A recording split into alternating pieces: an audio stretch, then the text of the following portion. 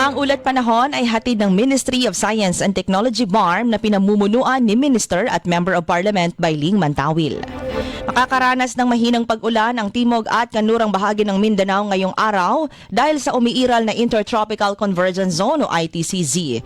Sa pagtaya ng pag-asa, makapalang ulap sa mga himpapawid ng Caraga, Northern Mindanao, Davao Region, BARM at Soxergen. Dahil dyan, malaki ang tsansa na magkakaroon ng pag-ulan sa dakong hapon o gabi dahil sa localized thunderstorm dala ng ITCZ. Posible ang ulan sa Maguindanao del Sur, North Cotabato, South Cotabato, Sarangani, Davao del Sur, Davao Occidental, Davao City at Samal Island. Ang ulat panahon ay hatid ng Ministry of Science and Technology BARM na pinamumunuan ni Minister at Member of Parliament Bailing Mantawil.